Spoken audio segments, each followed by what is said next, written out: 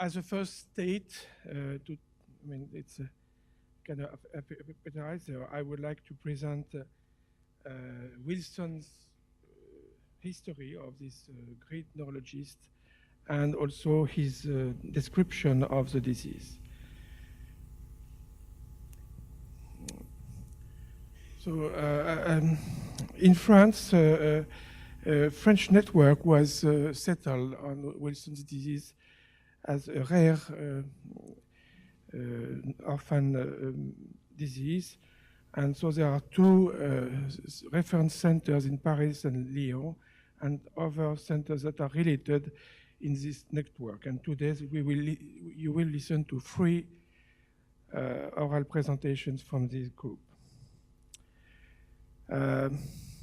I did with some colleagues in 2013 a paper on the history of Wilson, Samuel Wilson, and on his description of the disease. This was to celebrate the centenary of the description of Wilson's disease.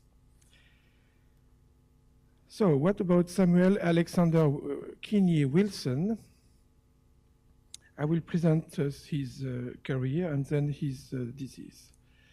He was born in the USA in 1878 and then went to Scotland, qualified in medicine in Edinburgh, was inspired to study neurology by Sir Baron Bramwell, a famous neurologist in Edinburgh. He spent 1 year in Paris in 1903, where he worked under Pierre Marie at Bicêtre Hospital and met other neurologists like Babanski, Cruzon, Lermite, Souk, Foix, Mege, among others. He did, during this stay in Paris, several publications in French medical journals. 3 particular people were to mention during this stay. First, Pierre Marie on the left, who was at his top of his career. He was the boss. Louis-Édouard Octave Cruzon, who was at the time the same age as Wilson, and they became friends. Cruzon specialized later in pediatric neurology. He was one of the founders of this discipline and described, among others, craniosynostosis. And then Georges Guillain, was about the same age as Wilson, and Georges Guillain did a big career in neurology, as you know, and they were friends and colleagues. Wilson had thereafter uninterrupted link with French neurology, particularly Georges Guillain, who had a remarkable academic career in Paris at the same time as Wilson did in London. In 1904, Wilson spent a short term in Germany and visited in Leipzig the famous anatomist Paul Fleischig. He thus could learn from German and Central Europe neurological schools. In 1904, Wilson returned to London with a warm letter of recommendation from Pierre Marie. If you can look at the right side of the slide, this is the letter of recommendation of Pierre Marie. This letter is in Queen Square's medical library, and so we got the authorization to publish this letter. It's amazing. At Queen Square, Wilson was appointed. Then he also later was appointed at King's College Hospital, and he became the first pure ever neurologist in the UK and one of the most brilliant and renowned specialists in neurology in the world. Among the important people that have an influence on Wilson or that collaborated with Wilson, first, John Huggins Jackson. He was much older than Wilson, but Wilson could learn from him in his late years. Then Robert Foster Kennedy was a fellow at Queen Square at the same time as Wilson was, and so they became friends. Then Kennedy went back to USA in New York. Gordon Morgan Holmes is also as famous as Wilson at Queen Square at the same time. They had parallel careers. Sometimes we would say they were competitors, but both contributed to the reputation of Queen Square School.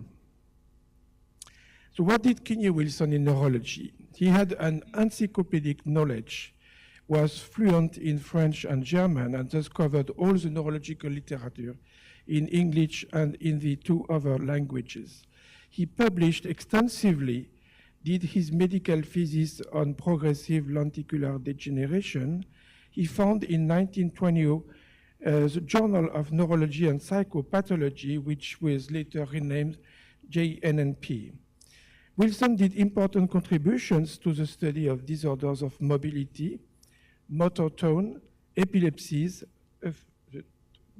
aphasia, apraxia, tics, and other movement disorders, pathologic laughing and crying.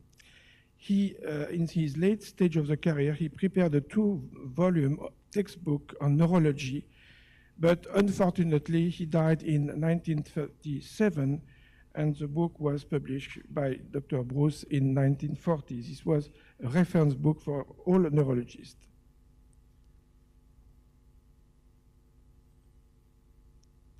This is a book about Kinnier Wilson. Samuel Kinnier Wilson, in fact, had early special interest in movement disorders. While he was in Paris, he could look at the work of Mage and Fendel. They published a book on movement disorders, tics and other movement disorders. This was the first ever book on movement disorders. And then Wilson started to translate this book in English, and it was finished in 1907. So it is easy to find in English as in French on the internet, the 2 books. As I said, 2012 was the centenary of the first publication on Wilson's disease in brain from the thesis, 215 pages, the longest paper ever published in brain. And we are now discussing about the paper. In our 2030 article, we summarized the patients that were discussed by Wilson in his publication. 12 patients, not only Wilson's patients, but patients from other contributors, and particularly in Britain, Gowers, and in Finland, Homen. And you can see in blue there was a family, the Gowers description by Gowers. There was a family in this series, and another family from Homen in Finland. So we can, Wilson could say that this disease is a familial disease. Then you can see the age at onset, which was approximately between 15 and 20 years old. You can see that the survival was very small, several months or years, not most. Wilson could get the information on the pathology both in brain and in the liver. And it is interesting to see on the right who first followed the patient before Wilson reported them. Wilson followed especially 4 patients named W1 to W4. So what was the clinical presentation at that time? Patients had abnormal movements, and particularly tremor, muscular rigidity, contractures and spasm, facial involvement with dysarthria and dysphagia, muscular weakness, but no true paralysis nor pyramidal signs, emotionalism, mental disability, and psychosis in some patients. A few of them had jaundice, and patients had progressive emaciation and then fatal issue. I will present now several photographs of the patients that were in the brain paper. Here, this is the Gowers patient that he first presented in 1887. And you can see the typical presentation with contractures and spasm, since the term dystonia was not available at that time. But as you see, this is almost the best name to depict this clinical presentation is dystonia. The next patient was one of the Wilson's patients. And you see on the left the lady before developing the disease, and then on the right, the patient very disabled by dystonia, and with a sardonic smile. And here you can see the other three Wilson's patients on the left, before and after the onset of the disease, in the middle, before and after the onset of the disease, and on the right, after onset of the disease. And in all patients, we can see a severe orofacial dystonia, if we use today's the terminology we use today, with a large mouth opening, which is one of the severe complications of the neurological profile. Most of patients, 9 out of 12, had autopsy, and you can see clearly on the macroscopic level the cavitation, the destruction of first the putamen and then the caudate nucleus, and relative spare of pallidum and thalamus. And on the right, you can see the liver with a big cirrhosis. What about the literature? In fact, there was a previous publication by the German authors Westphal and Strumpel in the late 19th century. They called this pseudosclerosis because the clinical presentation could be reminiscent of multiple sclerosis, and also because at macroscopic examination, the authors didn't find lesions in the white matter. This is why they proposed to name it pseudosclerosis. But no attention was paid to the basal ganglia. In 1911, another German author, Wolsch, described another case of pseudosclerosis with, in this case, clear cirrhosis, but there was no macroscopic examination of the and lesion of the lenticular nuclei. In 1902 and 1903, Kaisers and Fleischer in Germany described the famous pericorneal ring.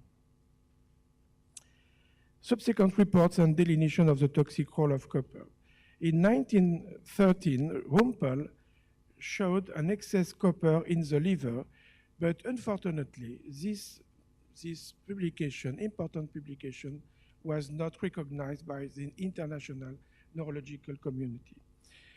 Then in 1921, Hall in Denmark did his thesis on the disease and proposed a new denomination, that is hepatolenticular degeneration. He also said that the familial transmission was autosomal recessive. In 1934, Gerlach and Rauschneider showed excess copper in corneal ring, and finally in 1948, excess copper in brain and liver was shown by Cummings, and in the urine, Mandelbrot. I don't have time to develop about the therapeutics, but as you know, the chelator, penicillamine, was started in the 50s in England. Wilson so contributed to determine the role of the basal ganglia in motion and introduced the concept of extrapyramidal system. This was important since in the early 20th century there was not clear idea on the role of the basal ganglia.